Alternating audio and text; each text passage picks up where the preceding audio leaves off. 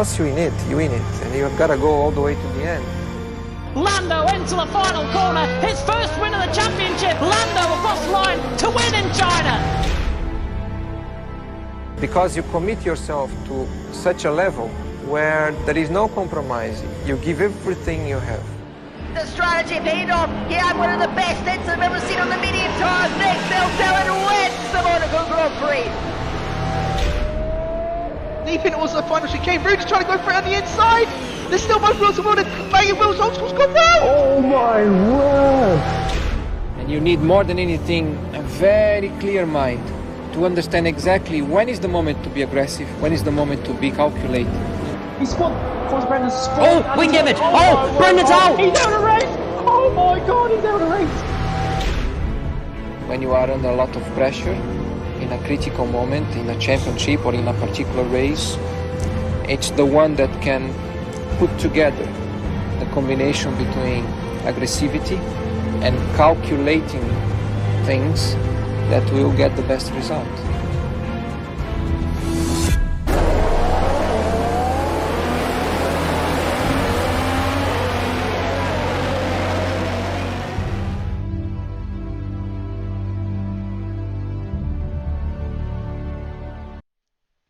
Good evening, everyone. Welcome back to the League of Europe. We are here for round number 12, the first of two Italy circuits around Monza. Of course, my name is Jericho. I'm taking you guys through this as always. And as always, I am joined by the one, the only. It is Mr. Daka himself, coming off of a T1 comms as well. I'm sure he's probably absolutely knackered. But Dan, how are you doing tonight? Yeah, exactly as you said, but we're going to power on through and get this one done. We have got the Temple of Speed ahead of us tonight, the Italian Grand Prix. Let's see how this one is going to unfold. Unfortunately, we do have to be a bit disappointed with the turnout. Only 15 drivers in front of us today, but hopefully these 15 drivers are still going to be able to put on some show for us tonight as we get going in just a matter of seconds into the first qualifying session. Of course, round 12, very deep in the season, only 6 rounds to go, including this one. So we'll see how it all unfolds. Every race from here is so crucial because the championship fight at the top is incredibly tight. Yeah, it certainly is, and we may as well just take you through it right now, just whilst we are loading into the qualifying sessions. So, from the last race, because I know it was 2 weeks ago, and I hope you all did enjoy your little break week for Halloween. Hopefully, none of you went out and got too many sweets from trick-or-treating, but we have got, as I said, the standings. Packer is the one that is now leading the standings. So the last race in Spa, I believe it was Zarma and Packer were both obviously going at it. Packer had a 5-second penalty which got removed, so he ended up inheriting the win in the end. So he now moves up ahead of Knuth by 2 points is what it is split by between those two. So Packer with 137 points, Knuth in second with 135, Zarma in third with 92, jumped up ahead of TDB and Kunblai, who are both on 90 points apiece in fourth and fifth. Killer Blue in sixth with 87 points, so the battle for third really heating up with those guys. In seventh is Carmentalist with 75 points, eighth is Maledictus with 61, Gary in ninth with 54, and Old School rounding out that top 10 with 46 points to his name. And then, of course, we've got Matt Tibos in 11th, Rudy 12th, Assassin 13th, Nico 14th, Scream in 15th, Hardy in 16th, Nolan in 17th, Glock in 18th, Ewan Backer in 19th, Peter in 20th, and then Slash in 21st with 8 points to his name as well. And we may as well just get straight on into qualifying because that is currently going on. I would also like to apologise if you can hear some popping in the background. That is the fireworks currently going off because I know it is fireworks night for us anyway. It was yesterday, but obviously where it's now the weekend, I'm sure a lot of people are, you know, letting loose with some fireworks. And saying that, I'm sure we'll be seeing some fireworks tonight, Dan. Yeah, hopefully out there on the track. So let's see how this is going to unfold. We're going to get qualifying kicked off first of all. And yeah, this qualifying session should be pretty tight around here. It's about a 79-80 second lap. That's the kind of times that you'll expect to see, 119, 120 throughout the laps. We'll see how that's going to unfold, but I suppose we'll just get into it. First off then, over the line is going to be the championship leader, QVR Packer, coming up. Then he runs very wide through Parabolica to get the momentum, but I'll hand over to you, Jack. Over the line, what can the American do to kick this session off? So yeah, as I said, first DRS now wide open for the American, the championship leader, coming down in towards turn 1. Want to break it around the 100 meter board and avoid that inside curve. Before the patch, you would want to be taking that as much as you can, but avoiding that now as much as you can, and he does that very nicely, does the American. Now coming through turn 2 and turn 3 around the Curva Grande, very nicely done from Packer to get the traction out of turn 2, and I said full flat through Curva Grande and keep it as far right as you can, and again around the 100 meter board you want to be braking. Again, avoid taking that inside curve at the Della Rosa chicane. Again, that's the one that's now going to be sort of jumping up on everyone as well, and Packer once again the championship leader, showing why he's the championship leader, taking that very, very nicely. Now through the first and the second Lesmo, keeps it nice and tight and as wide as he possibly can at the second Lesmo to not invalidate. Nicely done from the American. Now DRS now wide open for Packer as he comes up towards the Ascari chicane. I know this time it's going to catch a lot of people out for tonight. Does take it very nicely, absolutely sends it on that curb at the end of it as well. And now only one more corner to go, and that is the long sweeping Parabolica Corner around the 50 meter board where Packer needs to be braking. Let's have a look and see what the American's going to do as his lap time. Does he try and cut the inside onto it? He certainly does. Keep it as tight to the line as you possibly can, and across the line goes Packer as a first lap, a 19.918. That is actually a very good banker lap. Yeah, it is a very, very good banker lap from QVR Packer. So he's setting setting the standard pretty early on in the session for the rest of them to chase. Nolan was on a pretty good lap for the first two sectors, but has made a mistake, I believe, in the last sector. Slash is next up behind, not particularly quick, it must be said, for the first two sectors, so we'll keep an eye on that. XL Gary is behind him. Of course, Gary has been a dominant force at this circuit over the last 3 seasons, and so he's going to be on to watch her as Emily Scream has gone off. That's heading out of Ascari, and well, a disaster for the Ferrari man as Slash goes second, but disaster early on for Emily Scream, and that is a sign of things to come. Ascari is going to catch a lot of driver out. It's such a tough corner to get right, and if you catch a curb in the wrong way, you can meet the same fate as the Ferrari man. His session cut very, very short then, out of the way in this qualifying session. Certainly are. Now drivers are starting to get their times on the board. Slash and Coxie or Ryan both just doing sort of like another outlap as such, but yeah, the two Mercedes have come across the line. Tirbos and Killer Blue in the 5th and 6th for 20.4 and a 20.5. Caesar has just come across the line to do a 20.3 in his second race in Division 2.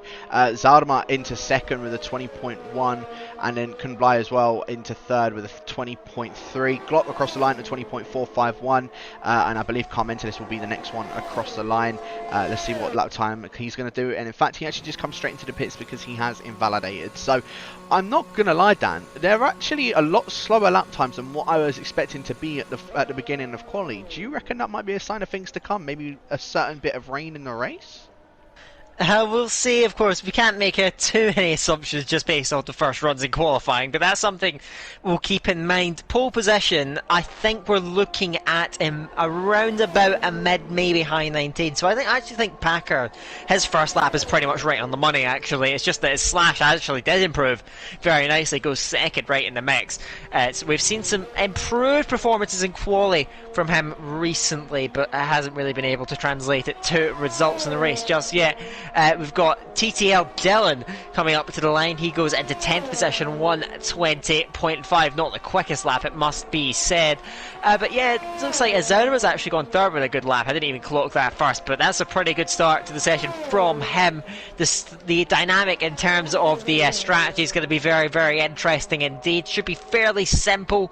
Should just be a soft medium in the race. But Packer, the first lap and the first runs go to the American and the Williams driver. 19.9, he's just under 0.2 of a second clear. That's a pretty good buffer for Monza, but I think there's a lot more to come, in particular from those two Alfa Romeos, who we know all season have been absolutely rapid, and they're both in that fight. Canute in the fight for the Drivers' Championship, they're right in the fight for the Constructors as well.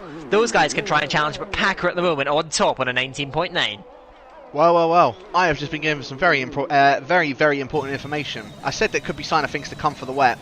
I have been told by Kunblai there is rain it will start to rain between 15 and 30 minutes into the race. So, I think we might be seeing a few wet setups going on for tonight. And this is actually going to play a massive bit in strategy, because I'm assuming we're going to see everyone go on a set of softs to go to the rain. Maybe a couple try and go for the mediums in case it does sort of last out a bit longer.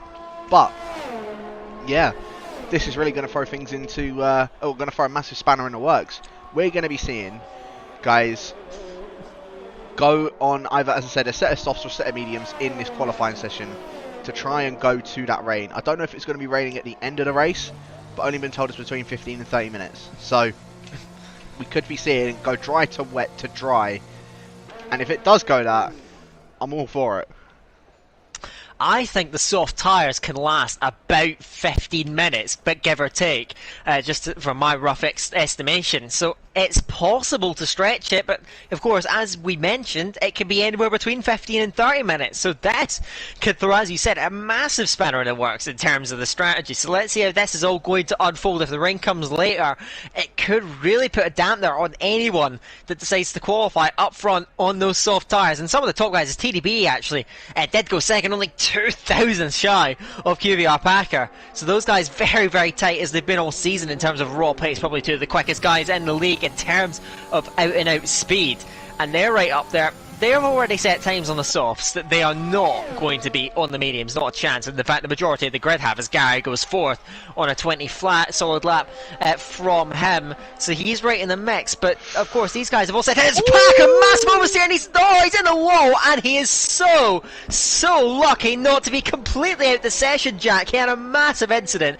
He's ruined his lap, and I think he'll be grateful that he still has the car intact. He certainly will be. Yeah, I was riding on board of him as he was going through Ascari. He was purple in Sector 2, and that was a massive bit, a massive slide and a massive crash for the American. But I don't know how his car is still managed to stay intact, managed to keep all four wheels on that car. So I think he's been sort of given a lifeline with that one, and knows maybe just take it a little bit easier through Ascari the next time. But yeah, 2,000 up ahead of TDB. As I said, TDB done a very nice lap indeed as an improvement.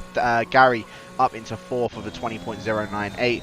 Zadama, I'm riding on board with now. He was 500ths up in the first sector, which could put him maybe up ahead of Gary, depending on how his second sector is going to be.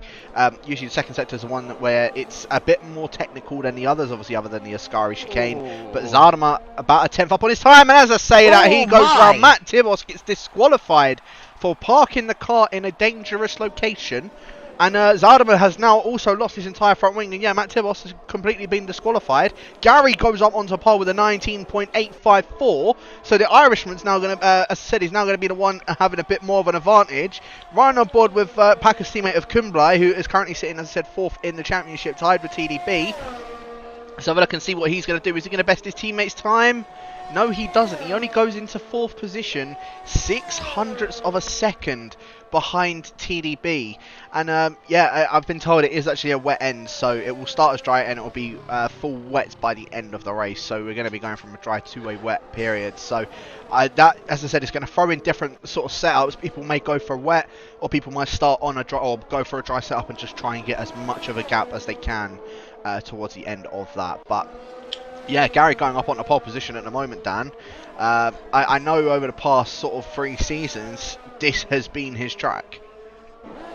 Yeah, I think season 3, 4 and 5, all victories for XL Gary, and you can see he does love this track, and he's setting an early mark there, 1:19.8, the time to beat. As it stands, Killer Blue coming up to like goes second, great lap, great improvement in the last sector, and so Killer Blue right up into the mix, just 100th down on XL Gary. So it is very, very tight, and that's not to mention, of course, Packer, who didn't even get a second run in, TDB right in it as well, Kumblai in the 119s as well. There is very, very competitive. Slash improves to 5th spot then, just in front of Kumblai, 1:19.9. So they're all stacking up, and Jack, there are 5 drivers within 1/10 of a second in this incredibly competitive session with just 6.5 minutes to go. We have a real story on our hands for the ends. 5 drivers within 1/10 of a second. That is remarkable, but it's what you'd come to expect from this track. And as I say that, 6 drivers within 1/10 of a second. Glock improves to P6.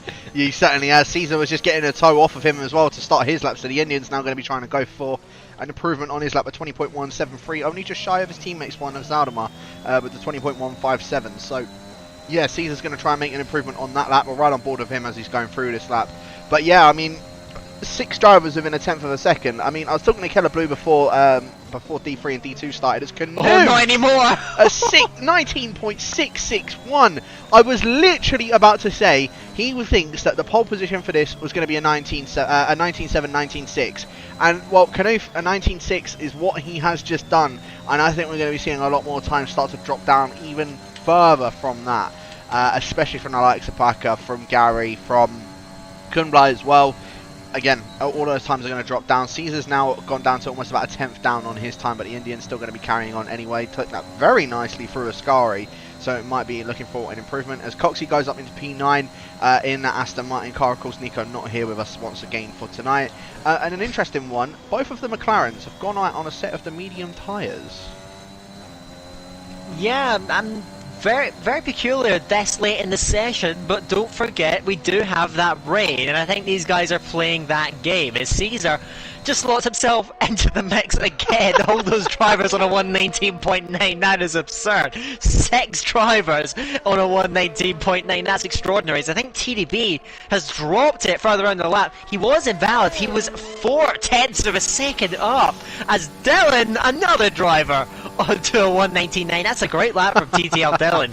Goes into P4. But TDB did make just a little bit of an error there further around the lap, but he was 4/10 of a second up, which means he would have been pushing up towards that, in fact jumping quite considerably that mark of his teammate Knuth. So as it turns out, as we've come to expect this season, those 2 Alfa Romeos are absolutely rapid and setting the pace right now in quality, but TDB still needs to find that time to improve his heading rounds again. Two McLarens having their little battle in qualifying. Nolan just tipping up ahead of car mentalist, 21.196 and a 21.245 for the two McLarens in those on those medium tyres. So very, very close indeed. I can't believe this. 2nd down to 9th are all split by a 10th. That's 8 drivers all split 10th by a 10th. Not anymore. Is a 10th of a second. So any margin that they can possibly get, they may jump a position or 2 or even 3, because that is so marginally close between all of those guys.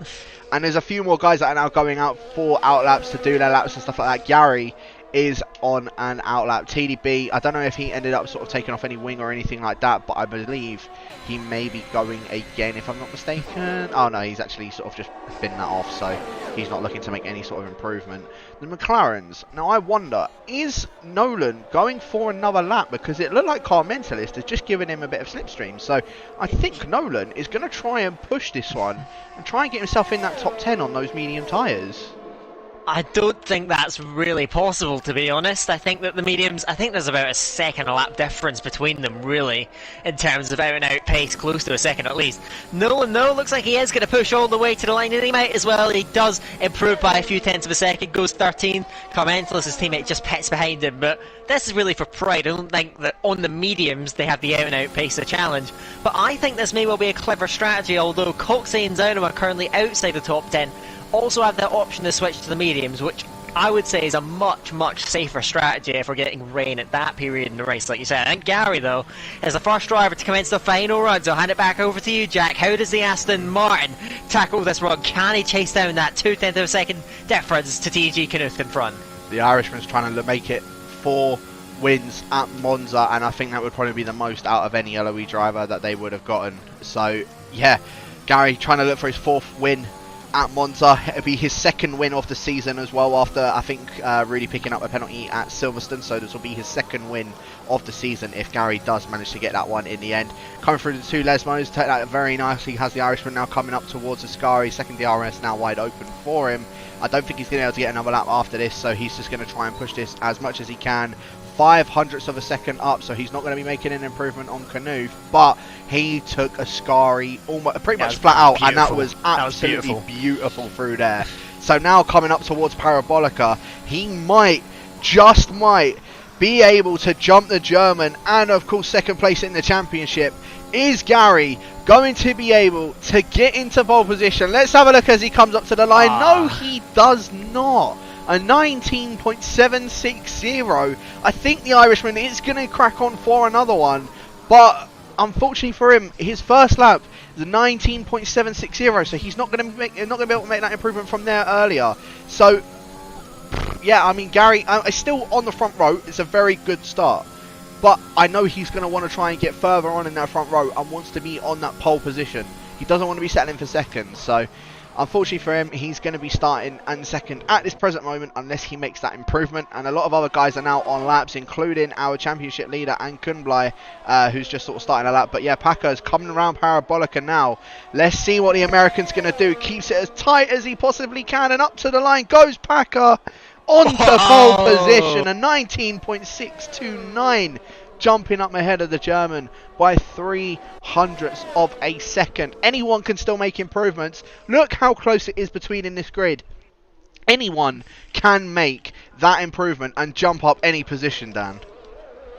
Certainly they can, and it's going to be thrilling. I think Gary is trying again here. He has just been usurped from the front row. He's still pushing with everything he has. Is he going to be improving though? The Aston Martin comes up to the line. 30 does improve very, very slightly, but not enough. Killer Blue is slightly up as well, coming up to the line then. He stays in 4th position, and behind him was the Alfa Romeo TDB just coming over the line to get that lap kicked off. Who is going to be next up? Zernova, he's backed off the line. TTL Dillon in behind him, wraps up P5 for him for the moment, but will he stay there in these closing stages? Coxey behind his box. He wants to try and preserve that P11 and that advantageous strategy, you would think, for the race. So behind it's Kunblai, but he gets a little bit locked up heading through Parabolica, 10th place. He wants to be a lot higher than that. The man in P5 in the championship coming up to the line from 10th to 5th. Good solid effort from QVR Kunblai then, 19.8 just in front of TTL Dillon. Who's going to be next up then? Caesar, the Red Bull driver, powering out the final corner with everything he has now, flat out to the line. What's the time going to be? 10th at the moment, coming through now. He goes up to 9th then, 119.9, just jumping in front of Glock. Glock behind him though, can he leapfrog back in front? He goes all the way up to 6th for a 19.903, just the smallest improvement, and look at all the places he has picked up behind his car mentalist. He's actually going for a hot lap here, so I'm not sure what you've seen. TDB is out of the session, and that is critical in terms of the Constructors' Championship. TDB out the way. Killer Blue is pushing again, trying to find that time. He's not got the battery, but can he find a bit more on the run to the line? Again, just the smallest of improvements. Knuth has fluffed his final run. He won't improve, neither will Gary, so I think that is it. And in the end, it is QVR Packer who snatches pole position from Knuth. In the end, just 0.03 of a second separating the championship contenders. Number 1 in the championship, P1, and number 2 in the championship, P2 on the grid. The front row locked out, Gary and Killer Blue in behind, and that very entertaining qualifying session has set the tone. We have a fascinating race on offer. That grid is remarkably close. Certainly was. You took what I was going to say as well. The top two, starting in the top two on the front row of the grid, is where it's going to all kick off. As I said, there's going to be fireworks tonight, and I certainly will think that there's going to be fireworks going off into turn 1. You've got Packer and Knuth lining up alongside each other. You got 2 XL guys just behind them. Killer Blue also still technically within this fight as well.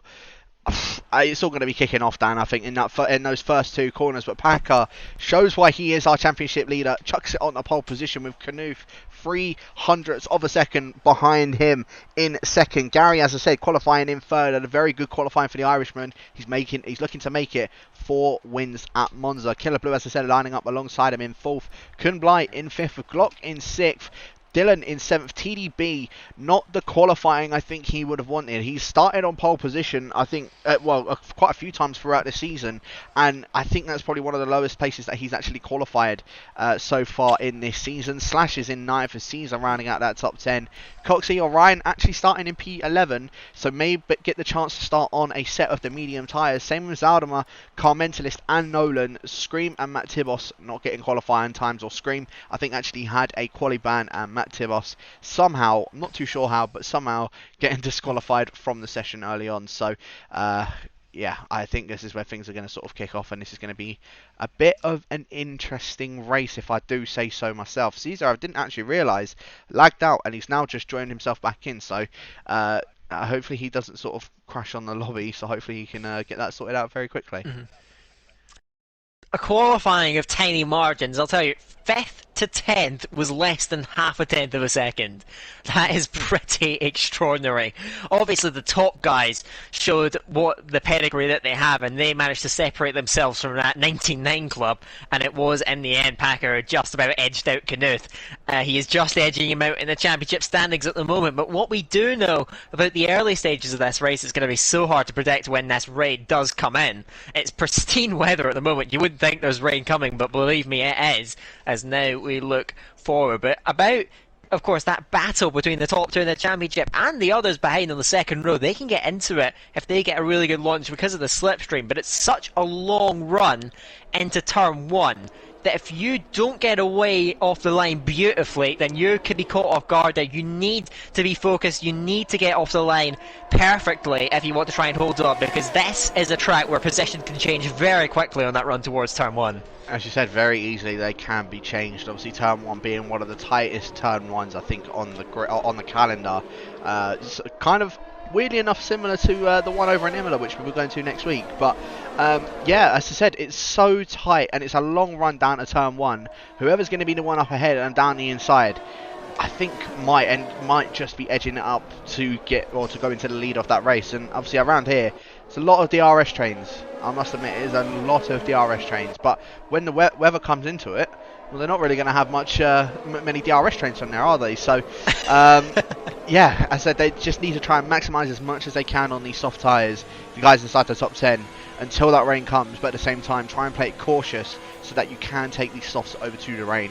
Guys that are on the mediums, they might have played this one right because they can just push as much as they want on those medium tyres and take it until when the rain does arrive. So, I don't know. I really don't know when this is going to be coming. Obviously, these guys have sacrificed their quality to go on a set of the mediums, but I feel like that might have been the right strategy call. But again, I don't know. It's whenever this rain arrives, is when it's going to throw a massive spanner in the works. Gary has spun under the formation lap, so I wonder if that's a sign of things to come. Well, it's a good thing that there's no damage on the formation lap or any penalties for resetting the track as he just did there. But Gary will be able to get through. He may have spiked the tyre temperatures, which may actually be a good thing because he'll be sat on the grid for a decently long time. But he's working his way back through Packer and Knuth. Knuth making a point to drive right alongside his championship rival. They are going to come up to the line. We'll see if Gary's tyres are in the right state after that spin to try and jump these guys, but we'll see. Packer's going to be towing all of these guys along, so he needs to get a good start if he wants to preserve that. Knuth, I imagine, will be fighting against Gary and Killer Blue for that slipstream off Packer, or he'll try and jump him straight off the line. We'll see how this unfolds then as the grid now makes their way towards those slots, and it is going to be Packer on the front, Knuth alongside him, a familiar front row in LME Division 2 for Season 6. It's the 12th round of the season at the iconic Temple of Speed. 16 drivers, 27 laps at this brilliant circuit. Jack, take it away. We've got a great start in front of us. Who's going to lead this one out? Certainly will. As I said, it's whoever's going to have that lead in towards turn number 1. The 5 red lights are on for round number 12 of Season 6, and it's lights out, and away we go. Knuth, what an absolute lightning start he has got, and I think he's already gone in straight into the lead of the race. Packer already slotted in behind him. Killer Blue trying to slot in right behind Gary, maybe try and go down the inside in towards turn 1, but it is going to be the German who outbrakes himself. So Packer will inherit the lead of the race. Knuth already picking himself up a 3-second time penalty. Gary might end up also actually getting up ahead of him as well, just by that run he had out of turn 1. There's been a spinner at the back. That is Caesar and Zalderman. The two Red Bulls come together, and there's already a safety car. So Knuth has been saved by that safety car from the clutches of Gary, because Gary looked like he was about to get that move done. But I mean, yeah, that was a big one. Knuth missing his braking point into turn 1. Screen gets a 5-second penalty off of the back of Nolan, so I'm not too sure what had happened there. But yeah, Knuth looked like he had a perfect start, and that's just been completely thrown away. His reaction off the start was incredible, but you have to convert it, and he did make that error. Now he's got to try and recover a 3-second penalty, which, to be honest, is very harsh, because in the end, he did lose out. Now we're immediately back to green flag, and now you can see potentially some swapping and changing. Dylan and Slash fading away into Ascari. Slash had to get out of that one, had to back off, otherwise we could have seen a very nasty altercation between the two of them heading through that chicane, but they do slow into line, and Dylan ahead of Slash. They run themselves through now to the end of the first lap. lap. Packer leads Knuth. He did manage to get that advantage back from TDG Knuth and P2 at the moment. Gary following them through, and of course the DRS train going to play a role early on. These front guys will want to try and get a move on, try and get that gap out and limit the amount of cars in that train as much as they can. In further up the field, Slash attacking Dylan yet again to the outside towards the Rettifilio. Can he get in front? He's just got his nose ahead, but Dylan throws the anchors down, runs very deep, and Slash is forced out wide. And Dylan back out wide through turn 2, and through goes Kumblai. He's the P8. Coxey behind, great start from him on the mediums. He's kept right with these guys, but they're all scrapping away in the top 6. Have that opportunity to just extend that advantage. TDB's had a good start. He's got with him, and he's brought it to Glock. Glock's made a mistake, and TDB smacks him twice through the exit. And has he got away without damage? He might well have done, but a mistake from Glock, and now that's broken up. The top 4 now have an opportunity with Packer dragging them along. If Glock can't get back within it, then at the moment we could see a runaway group of 4, and that would be crucial so early in the race. And especially within that title as well, it just means that those top 2 will just extend that even more, and Keller Blue will also be getting a bit more on that as well. Zadama has made his way into the pits, so the Red Bull driver going on, I think, another set of the soft tyres to try and go to the rain in the end as well. But yeah, if in fact, further down, Slash has actually gotten the move on TDB, so I think TDB may have picked himself up some sort of damage, because he lost a lot of time for Ascari down into 3rd gear coming through Parabolica. I think TDB has gotten himself damage. Kunblai's now going down his inside. As TDB, I think, wants to go into the pits, completely almost shoving out Kunblai. I don't know why TDB did that. That was dangerous from the Dutchman. He had to back off. Kumblai went on the inside. He had to pit, and he had to back off and swerve his way in. I think he may have crossed the pit exit entry line as well, so we could see some serious inquiries. But NSX TDB to the pit lane regardless, getting that front wing change. When Glock made that mistake, he had no time to react, and TDB has had a major blow early in this race, and that will liven things up, especially in that fight for 3rd in the Drivers' Championship. It will help out like Subzanima, Kumblai and Keller Blue, who are all in that fight, and Keller Blue is picking up some very nice points at the moment in that P4. But one thing to note, Packer is flying early on. He's pretty comfortable on battery, not quite as comfortable as Knuth, but Knuth, he's managed to just about hang on to that DRS. Packer, though, has really made an effort to try and get away, and Packer stringing these guys out. He's got phenomenal pace early on, and TDG Knuth, especially now as he has that penalty, is going to have to work hard. But I think there was a slight mistake from the American. Knuth calling him back now. Oh, Coxey and Screen both side by side through Ascari, and Coxey trying to go around outside of him and doesn't end up making it work. But what a battle that was between the pair of them. Unfortunately now they've dropped out of DRS, and a little bit further up as well, Kumblai all over the back of Slash, and Dylan I thought was also going to try and go for a move on Kumblai coming through Ascari, but luckily just had to back out and playing his cards right. He may end up getting past Slash in the end.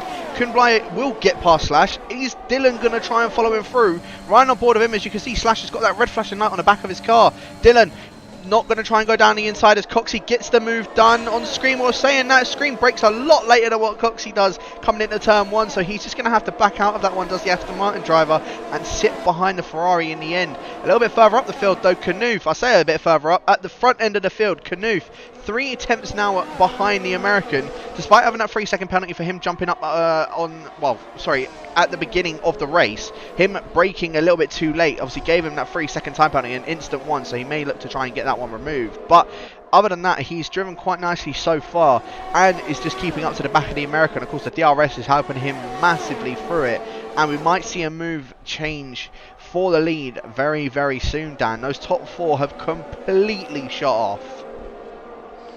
Certainly have early on then, but also worth noting is that Gary is struggling a little bit on battery, and Keller Blue has occasionally drifted towards the edge of that 1 second range. He's pretty comfortable now, but these top 2 are setting a phenomenal pace, and even the likes of Gary and Keller Blue are struggling to live with it, but they're hanging on for the moment. Knuth is very comfortable, almost full battery, and I think he might fancy taking the lead early. Keller Blue actually sets the fastest lap of the race. Knuth though closing, gaining on QBR Packer. Packer though holds on. Knuth left, turns off the DRS and shows zero interest in going for that racing, so he's happy to be led out here by Packer, as I think Zaunaba has made an error further up. He is almost a full lap down, a disastrous start for the Red Bull man early on, but as they continue on through, Dylan is threatening Slash here as the other Red Bull sees it's going off, but Dylan now attacking Slash, going round the outside of Carver Grande, the inside of the second chicane at Della Roger, gets his nose in front, squeezes Slash right to the grass, but he does find his way through up in the 7th place, trying to stick with a this train is led by Glock in P5. He's got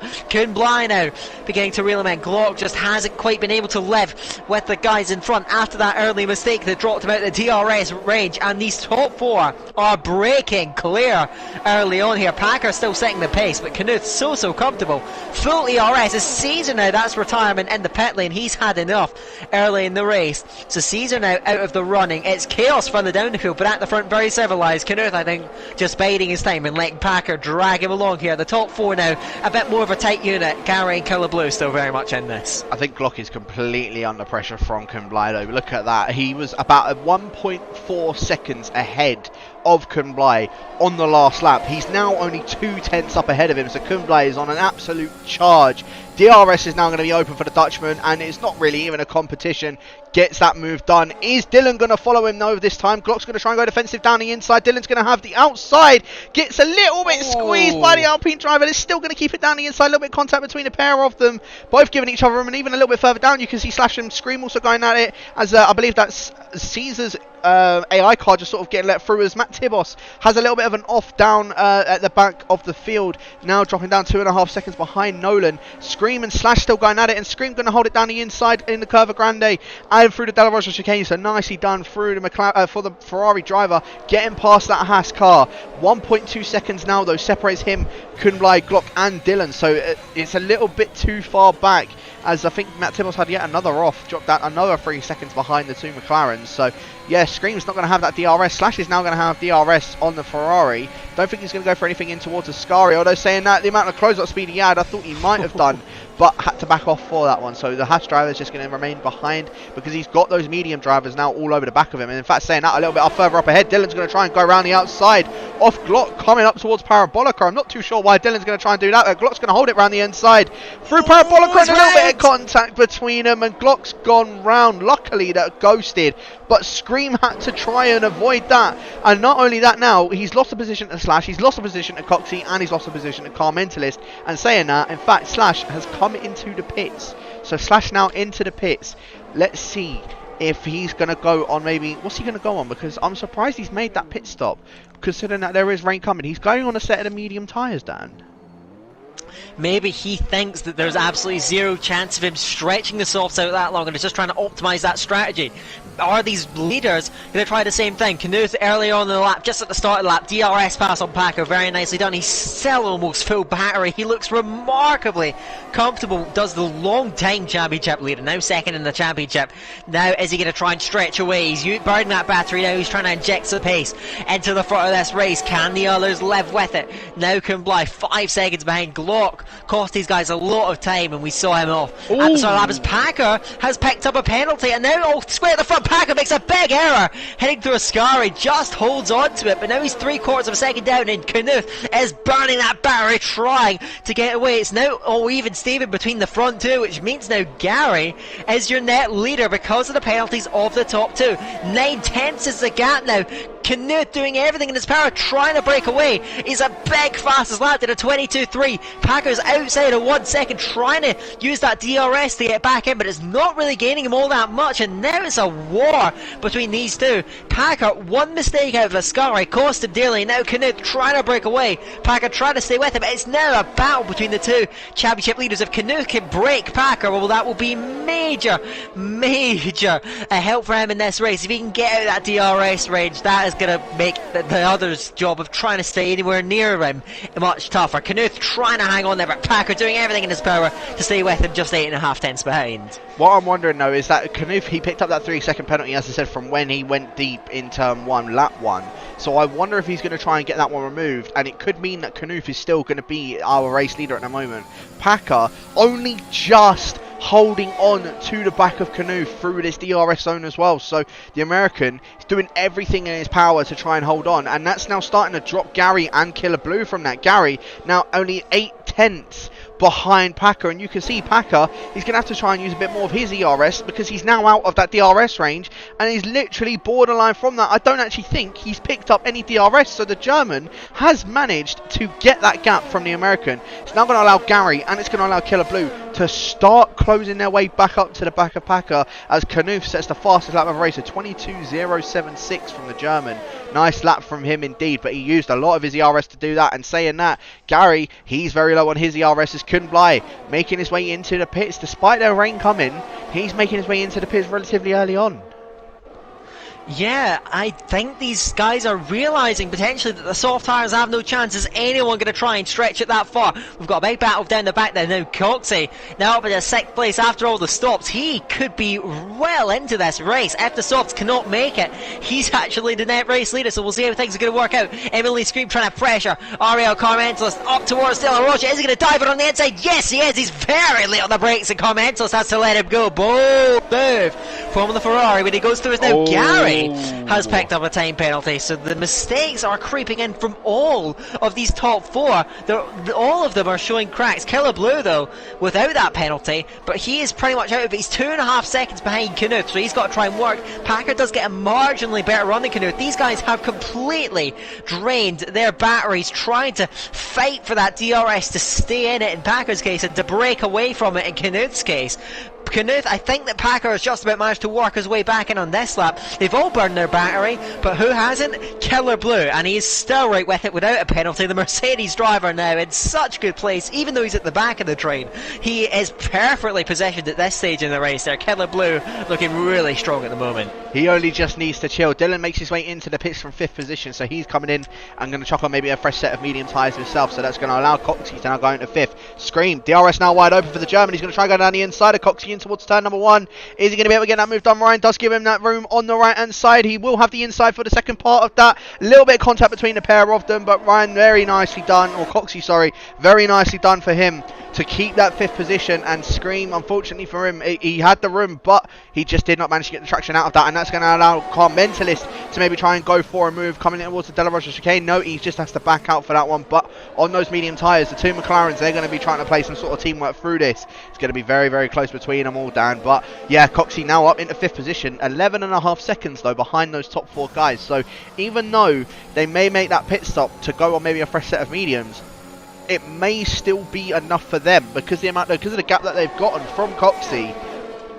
Even though Coxey would have made up quite a few positions, he may still not be in that net race lead. It may still be one of those top 4 if they do decide to make that pit stop. Gary out of DRS, by the way, from Packer, so he's now going to fall at the clutches of Killer Blue, and I don't know if Gary's going to be able to put too much of a fight up. You can see 8% of battery has the Irishman, and Killer, yeah, 40%. DRS now wide open, straight down the inside. Gary, unfortunately for him, can't fight that one at all, so Killer now goes into a 3rd position and is in the net race lead with those 2 guys up in front having that penalty. He now has the job to try and catch back up to them to get within their DRS, because those 2 up in front just look stupidly quick as Scream gets the move done on Coxey. Scream, I think, is actually going to be just holding it out and trying to stay up in front of all of these guys and going to try and stay out until that rain hits as well. But at the moment, it's still looking very sunny out there, and I don't see any rain anytime soon.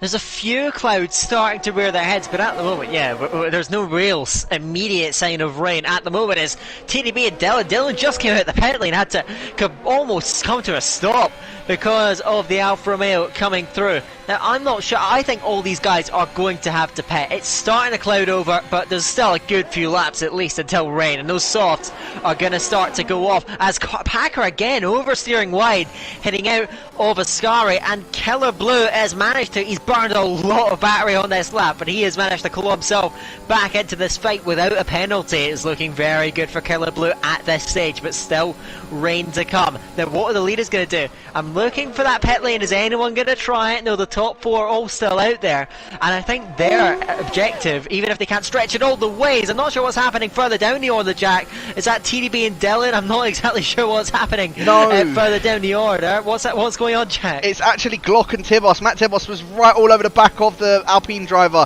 Glock went, well, it had a little bit of a wobble at the exit of Ascari. I thought he was going to end up going straight into the wall, but luckily for him, managed to hold on to that one. And now Matt Tibos going to get that move done on Glock very easily because the DRS is straight up into 9th position.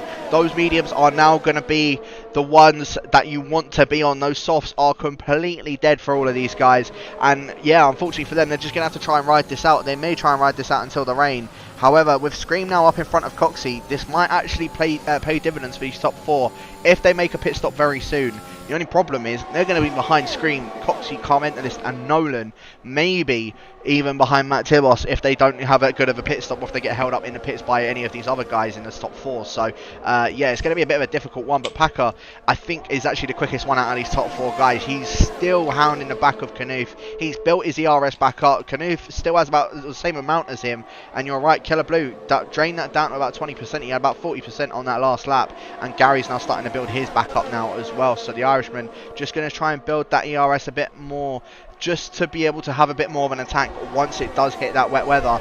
But Packer, he's starting to close back up to the back of Knuth, and I don't think the Americans can be able to get anything done in towards turn 1. A massive lock up from the both of them as well. But yeah, even coming through Curva Grande, I think the German's going to manage to remain in the lead of that race. And even further down the field, Scream under pressure from Coxey once again. In fact, Coxey might even try and go for a move in towards turn 1. No, he does back out of that one. So Coxey's just going to hold up behind. He wants to get that move done. That's the problem. As a little bit further down, Glock gets that move done once again on Matt Tilwas, again via DRS. So yeah, Glock now back up into 9th position, 8.5 seconds behind those guys on the mediums. But yeah, Scream, despite him being on those softs, he's holding up these medium runners, because these medium runners could quite easily start to gain to the back of these soft runners. But because where Scream is the one that's holding it in the lead, Coxey needs to try and get past Scream quick time, because you can see it's now starting to get a bit grey out there, and we might start to see some rain very, very soon. Yeah, it could come in the next few laps. These top 5 have done a phenomenal job of managing to look after those softs. This is longer than you usually see them boot through the race. The question is, when is that rain going to start to show? It has clouded over very, very quickly in the last few laps. But you can see, I was on board with Packer, the amount of understeer. These tyres are really starting to hit the cliff in terms of performance, but you've got to keep pushing. Scream is now starting to really hold back the train behind us. Packer draws alongside Knuth and will easily go through into the race lead. But I want to keep an eye out on this fight for 5th, because I think now these medium runners have to go for the move now, because I think they can push the pace a bit more. Coxey's trying to manage it back off, but Carmentalist looking to attack to the inside. Coxey glides past Scream, and Carmentalist elects to back off. Scream very close to the back. I think he may have hit Coxey. Carmentalist definitely hit Scream. Coxey a little bit wide, but he will escape that. Tibos gliding past Glock. You can see the balance of power in terms of the tyres starting to shift as we go past the halfway point in the race. Gary as well is attacking Killer Blue, trying to get himself in front there, trying to put some jeopardy into Killer Blue's race. Of course, the only man without a penalty in this train. He's going to look to try and drive as clean as he can, but Gary trying to pile on the pressure. The leader's still out there, and they're just holding out for the rain, but I imagine they'll have to wait a few more laps before you're even thinking about intermediates. But I think the rain itself should be coming any minute now, as Packer makes another error through Ascari, but he will hold on to it. I don't think Knuth got a great run either. Those guys just running throughout, and I think I speak for everyone. We're just waiting for the moisture to start to appear, and we'll see what strategy these guys are going to go on to. The softs are crying for help, but somehow these guys hang on to it. Knuth, as I say that, makes a mistake, and now Killer Blue trying to get to him. Knuth has got the battery to try and fend him off here, but the slipstream is powerful, and Killer Blue is coming at the Alfa Romeo man. Second in the championship, under pressure. Killer Blue looks to the inside, but backs off it, thinks better of it. These guys starting to get a bit up close and personal as the tyres wear. These guys are all going at it out on track, and I think these guys are all praying that they get into the inters before these softs are going to blow, because the amount of strain being put on them now, 15 laps, those softs are going to be crying for mercy at this stage in the race. Yeah, they certainly are, and interestingly enough, Coxey did actually end up staying up ahead of Scream, so you can really see these mediums are the tyre to be on. Carmentalist is all over the back of Scream as well, but I don't think he's going to be able to get any sort of move done, while Scream is still within that half, or within that second of Coxey. Unfortunately for Carmentalist, I don't think there's anything he can do, and there's the rain. So the rain has now appeared, and this is where the soft runners are going to be praying it's going to start to become wet as soon as possible. So yeah, a few drips and now coming on there. So Packer has a little bit of a slide once again for Ascari. He does not like that chicane, especially the exit of that chicane. But Knuth is doing well just to hold on to the back of him. We might even see the German go for a move. He's got about 60% ERS to play with in comparison to Packer, who has only about 25%. So yeah, I think we're going to see Knuth try and go for a move. And in fact, Packer's in. So Packer's coming in, and I think he's going for it pretty early for a set of intermediate tyres. I'm going to keep on board with this actually, see what tyres the American is going to be going on. I'm looking at the end of his pit box. He's going on mediums. What? What on earth is this strategy going to pay off? I don't know. I mean, I am baffled. I'm completely baffled by this. Medium tires going on. The tires must just be absolutely spent. Maybe he thought he couldn't risk another lap on softs, but now he's given up that track position. I don't know why he's gone for mediums, so that is puzzling. QVR Packer, will see if it somehow works. Tibos behind has gone for inters. I don't think it's ready for inters in the slightest, but Packer pitting for mediums, I'm struggling to see the logic in that. Can you, Jack? I'm honestly not too sure either. Even with pitting, I still would have gone for a set of the soft tyres. So with him going mediums, I really don't know why he's done that, to be honest with you. Like, I know he's now 5 seconds behind. Oh, sorry. But, no, that's fine. I was going to say, because I know he's 5 seconds behind, but that's really baffling to me. Does he think it might just be very light rain, and we have had races where it hasn't quite gone to intermediate tyres? We'll see if this is what he's banking on here, but this is very, very ambitious from QVR Packer. We'll have to keep an eye on this. What are the others going to do? Knuth stays out, Keller stays out, Gary stays out. They have life in the tyres yet. They're waiting for that crossover point to enters, but I guess what Packer is banking on is that crossover point never coming. In that case, the mediums is a genius strategy, but we'll see how it works out as Kuhn Bly cruises past Glock on the straight. Carmentalist Pets gets a penalty for his troubles as the grip fades from the surface. What tyres is he going to go on? And it's going to be the green wall enters. We just have to keep an eye on Packer. This strategy is peculiar, but could it possibly pay off if the rain doesn't come down hard enough? I think he might. I think he's definitely called that wrong. If he would have come into the pits and put on a fresh set of the softs, maybe, just maybe, but I think that's a wrong call for him, 100%. I think he's throwing away his chance. Gary and Killer Blue, I thought he was going to try and go for a move in towards Lesmo too, but the Irishman's going to have to stay behind the Brit, and now we're going to maybe see the Irishman try and go for a move in DRS on Killer Blue. Killer Blue's going to move over to the right hand side of the track, almost onto the grass. Gary goes up into second position. The TDB picks up a 5-second penalty for corner cutting, and in fact Killer Blue almost into the back of Gary and goes wide out of Ascari, so has to completely cut that one. Now going to be out of DRS, and now going to almost be out of that 3-second gap from Knuth. So Knuth may still end up taking the win on this track in the end. But you can see those conditions are becoming extremely worse. Zardama into the pits. A lot more guys are on a set of the intermediate tyres now, as Coxey has had a bit of a round at Ascari. So Coxey, it was a good strategy from him. And there you go, DRS disabled. So Knuth in, Gary in, Killer Blue in. Killer Blue picks up a 5-second penalty for speeding in the pit lane. So Killer has thrown this race away from him. It was at his fingertips, but he's completely thrown that away with that 5-second penalty now, Dan. But Packer definitely made that wrong call. If he stayed out for 2 more laps, he would still be in this fight and would still have a chance of winning. He's now going to be about 17 seconds behind those top 3 guys. It's now down between Knuth and Gary. Who's going to end up winning this race? Well, Knuth has a good advantage, but of course, it's all about who can try and adapt to these wet conditions. The balance of power can shift greatly. Carmentalist, what a strategy he's pulled off. He has worked out very well. Of course, he was trailing Coxey, but of course, Coxey made that error on the last lap, so now Carmentalist is at P4. He does have that 5-second penalty. The top 5 in this race, some of the only guys with penalties, so actually no one's in a good position. We'll see how the pace is like in the wet, though. This can all change, but now, as the guys at the back of the field are going to filter their way out. In the end, it was Knuth, Gary and Killer that got the strategies right, but early on here I've noticed Knuth came out just over 2 seconds in front, but Gary, he has burned a lot of battery, but he's trying to work his way through. Does Gary have that pace advantage? Now Knuth, remember, he did get pole position, maybe went for more of a dry setup, although Gary was pretty quick himself.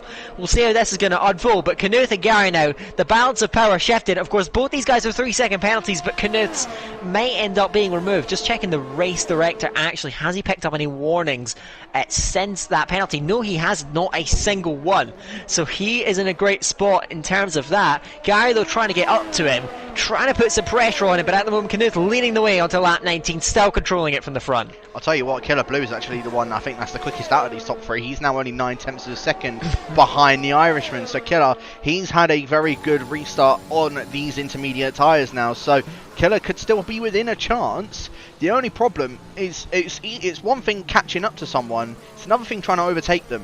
And I can tell you now, around here, I know there's no DRS, which means it's going to make it even harder to overtake, especially considering that Gary's not within DRS, so he can just only or within any DRS if it was in the dry. So Killer can really needs to get that move done on the Irishman quick time, get 2 seconds up ahead of him at least to try and also get that move done on Knuth. But the thing is, I think Knuth, if he does get that 3 seconds removed, which I'm assuming he may do because it was an instant 3 second, but if he does get it removed, I'm pretty sure that the Germans pretty much picked up this win for tonight, and then it's just really between Gary and Killer who finishes whereabouts on the podium. Yeah, we shall see, but these guys are pulling Knuth back just a little bit, so the pressure is mounting. Knuth is going to have to try and find a bit of pace in these intermediate conditions. Of course, these guys probably doing all the practice, all the laps in completely dry conditions, and in these changeable conditions, hard to guess the driving style. You have to adapt quickly, but I am with you. Killer Blue looks really, really strong at the moment, and he is pressuring XL Gary now. Gary didn't have the best end to the lap. Killer Blue trying to burn that battery. Gary's very low on battery, so Killer now trying to attack. If he didn't pick up that penalty, my oh my, would he be well into this race. He's trying to get the move done, but of course no DRS, and really the chances of coming from far behind pretty much nullified. If he wants to try and get past Gary, he's going to have to follow in the wake of the Aston Martin all the way around the track and pounce when the opportunity presents itself. He's sitting there, he has the best pace out of the top three with a 5-second penalty to his name with just less than 8 laps to go. Manoeuvring his way into a race win is going to be an incredibly tough task. It is a massive tall order for Killer Blue, but yeah, I mean, even further down the field, no one's sort of within really close proximity of each other other than Slash and Dylan, with Kuhnblai and Cox as well after having that spin at Ascari. So yeah, the guys from 9th down to 12th all in that little battle from 9th downwards, but other than that, really they've all sort of spaced out from those pit stops. Packer started to catch back up to the back of Car Mentalist. Yeah, as you were saying, Car Mentalist, absolutely amazing restart that he had. He came in 1 lap earlier, and I think that was the perfect time to pit, because then he managed to jump everybody else up in front of him. So yeah, Car Mentalist now up in a 4th. Of course, he had the 5-second penalty for speeding in the pit lane himself, so he will get jumped by Packer. But it's whether he will get jumped by Nolan, or if Nolan's going to be able to follow suit and end up jumping him as well, as maybe even jumping Packer. If Nolan can catch up within those 3 seconds of Packer, then Nolan could be on for a pretty good result as well, and might be, I think, his highest finish for the season. I think 4th is his highest finish in LOE, yeah. So I think he's going to try and match that for tonight if he can get back within 1.3 seconds of our championship leader. Yeah, that will be quite a tough ask, but we'll see if he can try and pull it off. Lap 21 of 27 in the Italian Grand Prix. It's still XL Gary is really in TDG Knuth slowly but surely. That gap just creeped under 1 second, but he has completely drained his battery. He is out of it now pretty much. Of course, it is easier to preserve it in the wet because you're braking for so much longer, but even still, he has drained it. Killer Blue just trying to stay with it. Then Knuth is much more comfortable on that battery, as he's been for the entire race. He's managed that so well. But provisionally, he's starting to come under a bit of pressure. Gary right up ahead him, 0.7 of a second. Of course, we don't know about the steward's inquiry with Knuth's penalty, but at the moment he is going to have to make sure he tries to get this done out on track. Still 0 warnings since the off on the first lap, so there's no doubt about anything else since then. But Gary trying to stay with him, but following in the wet and overtaking in the wet, so much more difficult, especially with no DRS. So Knuth, I think, can just avoid mistakes, get good exits out the corners, and I think he should be fairly comfortable from the Aston Martin in behind. The thing is that Gary and Killer are looking a lot quicker than Knuth. I think Knuth just made a little bit of a mistake coming through Parabolica as well. Gary's caught him up by just about 0.2 just in that corner alone.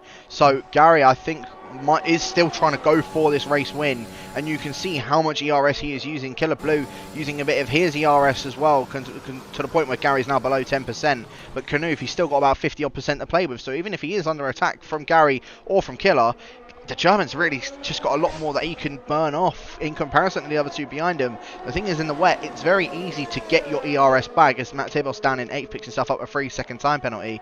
May end up just losing out to Slash and maybe Dylan, depending on how he does in the rest of the race. But yeah, I mean, it's very easy to build your ERS back up around this circuit. The fuel isn't though, and what I'm looking at, Knuth, that yellow fuel light is on for the German, so he might be struggling in the straights, which I think is the reason why Gary and Killer Blue have managed to catch up. He's trying to preserve that fuel, and in fact saying that yellow light has just completely disappeared. It's only because I'm looking at Gary, that's why. But yeah, Knuth, so he's got to try and manage that bit of fuel that he needs to bring back. Otherwise, by the time he gets to the line, he could be under threat from Gary and Killer Blue. And even then, despite Killer Blue having that 5-second penalty, he might end up jumping him if he runs out of fuel at the right time. We've got another battle out on track here, Jack. It's now Packer reeling in Ariel Carmentelis and shaping up a move. He had a run to cover Grande, but that was covered off aggressively by the McLaren driver, who holds P4 for the moment. Packer, a big oversteer, but again holds on to the car. He has had so many heart and mouth moments heading through that complex, and Carmentelis, I think, is trying to do his teammate a favour here and hold back Packer so Noah could try and get within that 3-second window. The gap has come down a little bit, and Packer's made another error through Parabolica, so Carmentelis can survive once more up at the front. 5 laps to go, and I think Killer Blue has just made a bit of an error heading through the Rettifilio, and now he's lost that little bit of time. He's going to have to try and work to get it back. Knuth can control this from the front. It doesn't look like he's under any real pressure unless he makes a mistake. Speaking of mistakes, Carmentelis does run a bit deep again, heading through turn number 1, and so now the Williams trying to chase down the McLaren. Bit of oversteer though from QVR Packer, but now he's trying to reel him in through Curva Grande, picking up that slipstream, coming in towards De La Roja, cruising around the outside. I think he'll get him done before he even reaches the corner. Yes, he does. Late on the brakes, and through he goes. Packer to P4. Now he can try and work and get that gap away and secure what, for the strategy that he's ran, a fairly decent finish, but in the end one that's cost him a run at getting to his cracking battle amongst the top 3 now.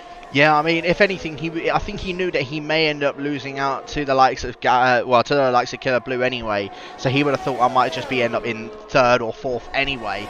So that's why he made that. I'm assuming that's the reason why he made that pit stop. But I mean, even then, he needs to now try and get that gap from Nolan. Nolan's going to end up jumping his teammate, that's for certain. But Nolan is on a charge, and he knows that he can try and jump up ahead of Packer. The only thing is, Packer's also on a bit of a charge himself. He's still 15 odd seconds behind those top 3, so I think 4th is definitely the best he's going to be able to get. It's just whether Nolan is going to be able to close up and get that gap done. Interestingly enough as well, Knuth in 1st has picked up that fastest lap in the dry, so he will inherit the fastest lap point as long as it doesn't go to dry towards the end of the race, which it doesn't look as if it will be. So yeah, Knuth will have that fastest lap, but look at how close Gary and Killer are to the back of the German. Knuth has now started using a bit more of his ERSs. In fact, he has a massive lock-up coming through the De La Roja chicane. That's not going to allow Gary to try and go for a move. He gets on the power a little bit too early, so has a little bit of wheel spin, and that's now going to allow Killer to also try and go for it. So we might have a 3-lap showdown with these top 3 in the final closing stages of round 12 as Killer, a massive bit of oversteer and touches the wall. I don't know if he picked himself up any damage from that. It looks like he's fine on that front right, but that's now dropped him out. Gary, it's down to the Irishman if he can get this move done on Knuth to take his 4th Monza win for tonight.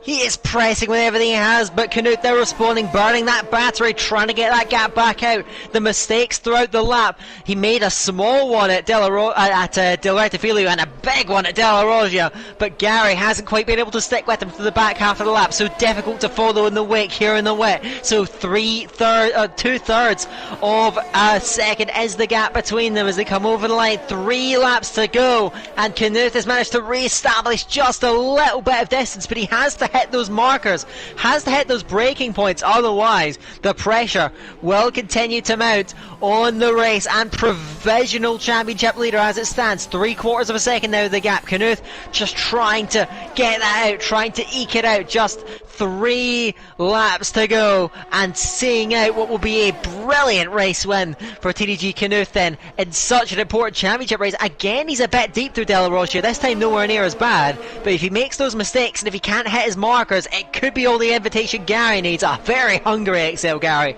to sneak his way through. Knuth, if he avoids mistakes, I think he's fine, but he's just catching the grass on the entry to Lesmo 2. He's really pushing the limits here still in this situation. Gary though hounding him. Knuth under this amount of pressure, immense pressure, just has to keep it clean and it should be his, but Gary is piling on him then with 2.5 laps to go. I'll tell you what, Killer Blue's actually caught up massively from those top two. Considering that he had that half spin last lap and ended up dropping down to about 2 seconds behind him, he's caught a second in this lap alone. So Killer really is getting his charge back on. Again, it's one thing to catch up, it's another thing to overtake. 2 more laps left to go once they cross the line coming through Parabolica. And at the moment, Gary is the one that is putting the pressure on the German. The thing is, as I said, Knuth, he needs to try and mind his ERS as Nolan picks himself up a 3-second time penalty now. So that's going to just avoid him trying to get past his teammate with that penalty. So Nolan's now not only going to finish in 6th, but he's going to get jumped by Scream, who's only half a second behind the McLaren driver. So Scream could be in a bit of a decent shout if he can try and catch back up as well. He might end up jumping both of the McLarens, so at least then he'll end up finishing in 5th despite having that quali ban. So a good result from him indeed. But as I said, at the front of this field, Knuth, he needs to fuel save. He's still got that yellow fuel light on his car, and I think he's trying to do that, which is why Gary and Killer Blue have managed to catch up relatively quickly. But the German, he needs to do more, otherwise he's going to be losing out this win to Gary and to even Killer if Killer can get that move done on Gary, or if Gary can get the move done on Knuth in the end. Then yeah, I think Knuth could be in some really deep trouble if he doesn't manage to fuel save a bit more. He's going to have to take care of that, but has he just been managing it so that it runs out perfectly? Let's keep an eye out for that. Is he going to survive? There's still a lot of stress, still a lot of pressure on the man is second in the championship there. But he doesn't get a great run, hitting through Ascari. Gary just looks to reel him in, but Knuth has good straight line speed again. No DRS for Gary. He's going to have to get this done the hard way. Just over 1 lap to go. Who's going to get the better run? Through Parabolica. Can Knuth nail the throttle? He's got a brilliant exit, catapulting away from XL Gary, and the threat will not exist heading down the straight. So now Knuth just has to keep it clean. The red fuel light is flashing. Let's see if he's going to survive all the way to the line. More drama here. He's lifting and coasting into turn 1 then. He must be right on the edge of this there, so there's still late drama. Knuth trying to fuel save. Can he make the line? He slides out, so does Gary heading out of T1. Gary struggling a little bit for traction now, but watch Knuth there. Go on board, watch his telemetry. Is he gonna go all in, commit to the brakes, or is he gonna lift and coast? Let's see. He does actually commit into the brakes this time, but he runs deep yet again through De La Roggia. Is Gary gonna get a bit of a run? He's a bit too far away this time. Knuth gets a good enough exit, manages to salvage it. We're still with half a lap to go though. Will Knuth make the leg? Can Gary snatch it from him? Killer Blue right there with these guys now as they head round at Gary. Just a small error heading through Lesmo too, and now Knuth powering away, but still that red fuel light flashing. Is he going to make it to the line? It could be so marginal. We've just got half a lap to go. TTG Knuth, has he judged this just perfectly here? As we've seen from him so often this season, he judged it perfectly. He's not won a race since the 3rd round of the season. Now he looks on for it then. Will he make it to the line? XL Gary trying to put it onto it, but he's too far away for any real challenge. Knuth just has to survive through the last corner and the run to the line. Does he have the fuel to get there? They've fed the throw up to the line. TDG Knuth will hold on to take his 3rd win of the season. It's Knuth from Gary from Killer. What a drive from these 3. They were the class of the field today. Knuth, critical, crucial win. Wins it from Gary. Killer 3rd. Packer will come through 4th. From Carmentalist 5th. And then Nolan will in the end get jumped by Emily Scream. Scream does jump in and nearly gets Carmentalist, I think without a mistake at the end, through the last corner. I think he may well have got him. Nolan 7th, Slash, Tibos, Dylan, Kumblai and Coxey will round out the points finishers, then Glock just in behind. It'll be TDB and Zerdova to round out the finishers. Tense fight at the end, and you have to say TTG Knuth, now the championship leader, he under so much adversity, he never got free of the train. He was under so much pressure from 2, you've got to be honest, quicker drivers in the wet, but he held on, defended well, made a few errors but managed to make up for them, and he has just held XL Gary, managing fuel as well, right to the line. That's a great drive from TDG Knuth. That's now 14 points that he needed up ahead of his rival teammate, up ahead of his rival championship contender. Packer ended up finishing 4th in the end after making that early pit stop, which just did not benefit the American whatsoever. So now it's a 12-point gap between Knuth and Packer, with obviously, as I said, Knuth picking up that fastest lap of the race earlier on. So yeah, the German's now going to be leading that championship ahead of the American by 12 points. In third is now, I believe, going to be Killer Blue after Zardeman not picking up any points, and Kumblai not exactly having a best of race either. So Killer will inherit that third place in the championship, and that third place in the championship is all kicking off now. But we cannot take this away from this man here on the top step of that podium. Knuth, what a drive that was from him indeed. And yeah, as I said, that was an amazing race. Despite it being wet in the end and then sort of being a bit of an anticlimactic, it was still very tense nonetheless. So Knuth, despite picking up that 3-second penalty in turn 1, lap 1, does take the win tonight. Gary in second, Killer Blue in third, Packer in fourth, Carmentelis from 13th on the grid up into fifth. Same with Scream, in-game driver of the day, from 15th up to 6th. Very good drive from him indeed. Nolan up into 7th with Slash in 8th, Tibos in 9th, Dylan in 10th, Kunblai in 11th, Coxey getting that final point for tonight, Glock in 13th, TDB in 14th. I know he's going to be very, very upset with that one, and Zarma in 15th, and then Caesar, our only DNF for tonight's race, and ends up finishing in dead last in 16th position. But as I said, despite there being rain, Dan, that was still a very, very tense race.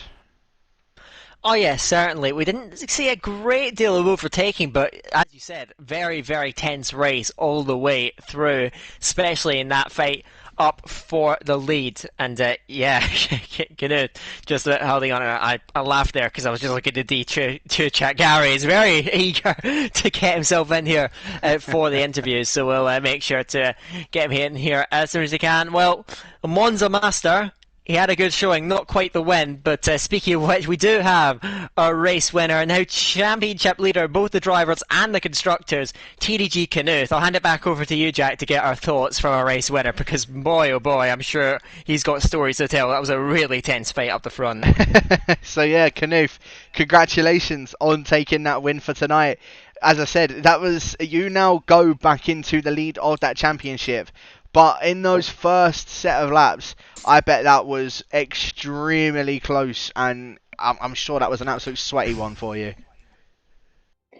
Yeah, it was a typical Monza, basically. It was just slipstream train and trying to figure out when's the best time to overtake, when's the best time to save ERS and stay back. It was really struggle. It was a really big struggle at the start because I think everyone in that train wasn't sure whether or not we wanted to push, if we wanted to stay back or so. And yeah, it was basically just, I was staying behind for a few laps and I just waited and waited and waited and nothing really happened. And then at one point I decided, okay, let's just go for it and see if we can get any more guys out of the ES window. And from there on, it was just madness. Yeah. Sound a bit speechless there, my friend. But yeah, so that, as I said, that was a very tense race indeed. Obviously, towards the end of that as well, you started, or it looked like you had sort of underfueled the car quite a bit. Was that in the closing stages of that race? Because we saw you sort of lifting and coasting ever so slightly through the corners. Was it very close to the point where you was running out of fuel, or did you literally hit the nail on the head with that? I crossed the line with 0.03, I think, and I saved fuel for the whole interstint. I think I started with a lap down or so. Jeez. So I was trying really hard. You've got a big set of cojones, my friend. I was always scared because Gary behind me, like at some corners, he wasn't too far behind me. And I didn't want to brake check him, so I always had to find the limit between how much fuel do I want to save and how much I want to keep my rear wing. No, that's understandable, no problem. And then obviously next week, so now as I said, you are the championship leader by 12 points up ahead of Packer, with you also picking up that fastest lap point in the race. We've got Imola next week. Of course, it's a brand new track. Well, I say brand new, it's been out for pretty much about a month, but it's still relatively new to everybody else as well. Do you fancy your chances of trying to extend that championship gap? It's Imola, so basically anything could happen there. So it's not my worst track, but it's also not really my best or my favorite track. So yeah, everything's basically possible for me. Fair enough, fair enough. Dan, have you got any questions for our race winner for tonight? Yeah, I want to run through more of the race itself and more so the sort of heart and mouth moments that you had. Of course, you had lap one running off the track and a few deep moments at the De La Roggia chicane near the end. Just talk us through those moments and your emotions through that, because especially the ones near the end when you ran wide at the chicane, Gary was all over you. What was going through your head in that moment? It was just basically when I realized I braked too late. It was always just my plan to just park it on the exit so that Gary can't do a switchback. And luckily it worked for me. It was really close at times, but yeah, it was really intense. Like I said, it was basically just sweating in every corner for like 10 laps or so. And also, obviously, at the start, I just completely missed my braking point and then tried to slow down enough so the game doesn't give me a penalty, but it ended up giving me a penalty. So I guess I could get that removed if anything behind me happens. But yeah, just really unfortunate and a stressful start to the race. And it didn't get much better towards the end either. So. But you do walk away with the victory and 26 points, I believe, with the fastest lap as well. So great boost to the Drivers' and Constructors' Championship fights. I'll hand it back over to you, Jack, because I imagine that our second place finisher, Mr. Exo Gary, is very eager to get going. I'll hand it back over, mate. Certainly will. Gary, you tried to make it 4 in a row for Monza. Unfortunately, tonight it just came up short. That 3-second time penalty, I'm sure you're going to be absolutely kicking yourself with that.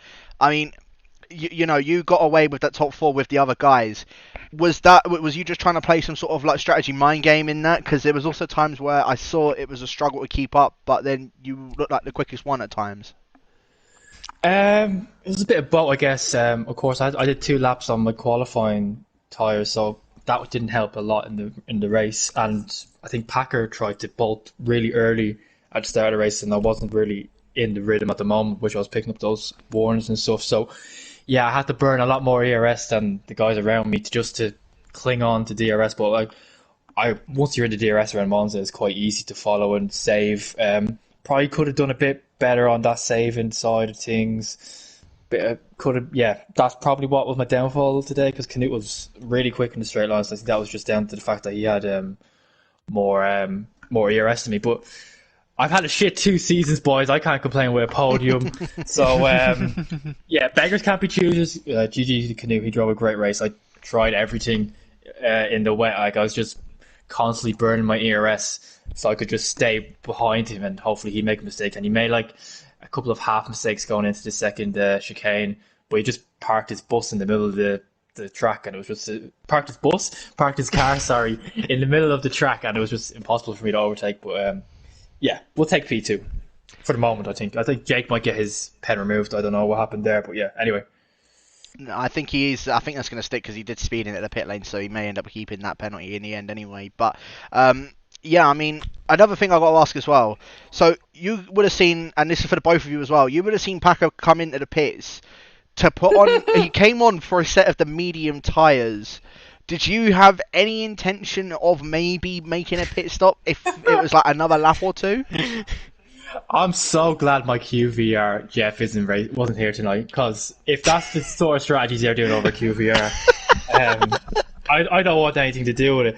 I feel for Packer, because if Packer's done that by himself, then he's just, it's not very smart of him. But if he's been told to pit, I wouldn't get that guy to Jeff ever again. But to answer your question, no, it was never really. I never thought about it anyway. I was just, I'll drive till the tires explode, basically, because I knew rain was going to come at some point.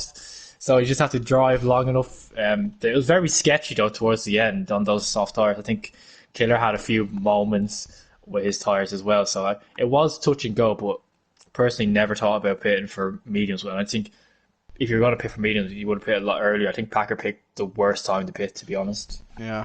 And Knut, was that the same for you? Was you thinking of maybe making a pit stop late on or early on at all, or was it just the goal was to get those tyres to the rain? Not really. I knew from practice that I had really good tyre wear, and I could have gone on for like 3, 4, 5 more laps. Oh, wow. So yeah, okay, just having an eye on Collie, I'm sorry. But yeah, it was it got a bit scary because the Rangers didn't come, and it took a long time, longer than I was expecting. But yeah, I thought that I had less tire wear than the people around me, especially Packer, because we were sliding around a lot. Yeah. So I guess that's why you pitted.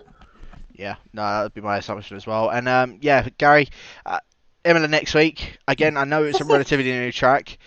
Is that something you're maybe going to try and hope to try? Because I think those top two are pretty much clear at the moment. Are you going to try and go for this third place in this championship? There's no way I get third place in this championship. Honestly, Monza's done now. Didn't get the win, but like, I just want to be a headache to people. Like, I want to really annoy people. Like the likes of, I really want to annoy the likes of Canute and Packer, and hopefully I can have a few more races like this where I make them sweat for the championship. Like, that's my only goal. Hopefully beat Carmentis as well because he's a bum. Old school, I'm still the number one Irishman. I'm getting it all out here because I'm probably not going to have another podium for the rest of the season, so I just need to get it all out there. So, yeah, I'm still here. GG Canute, and yeah, hopefully we have a good end to the championship now with those two guys. But yeah, Imola, couldn't care less. I'll try my best. What happens. But yeah, that's it for me. Fair enough. Dan, any questions for our second place finisher for tonight? I don't know how to follow that, to be honest. I'm just gonna say I'm gonna ask you a question about your teammate because Yes. what's going on there? I just need to know. I miss him a lot. It's been hard. This long distance relationship thing just doesn't seem like it's gonna work. So unfortunately, might have to reevaluate things coming into next season. Hopefully. But no, I want to make it work. He doesn't seem to be as committed as it once was. The spark isn't there anymore, I don't think, from his side, which is a shame. But no, I'm joking anyway. Yeah, if Nico's racing next season, he's my teammate, but I don't know if he's going to race. But yeah, we'll see what happens. But yeah, that's it. And yeah, I'll stop rambling now. That's meant to be our job, Gary. But yeah, thanks very much, guys. Great feedback from you guys. I'll hand it back over to you, Mr. XL Cole, and we can get this stream all wrapped up. Yeah, because I'm imagining everybody wants to go and watch the final stages of Q3. I can tell you. It's done. It's done. done. It's finished. You want to know who got pole? Go on then. Hamilton got pole. I've ruined it for a few people here, but I don't care. Hamilton got pole. There you go. Well, you've had it here first. So yeah, there you go. Hamilton got pole. Canute ends up winning in Italy. I suppose I'd say everything's right in the world, but I'd have a lot of Dutchies very annoyed at me. So we're just going to wrap up the stream there. Thank you to everybody for tuning in for tonight. Make sure you guys do check out Division 1, 3 and 4 next week at 6:30 PM GMT for Imola, and then Division 2 and Division 5 next week at 8:10 GMT as well. As said, thank you for everyone for watching for tonight, and we'll catch you guys next week for round number 13 around Imola. Oh wait, Hamilton didn't get pole. Yeah, I think Bottas got pole, mate. I was happy. Well, there you go. That's there for the end of the stream. Thank you everyone for watching. I was so confused.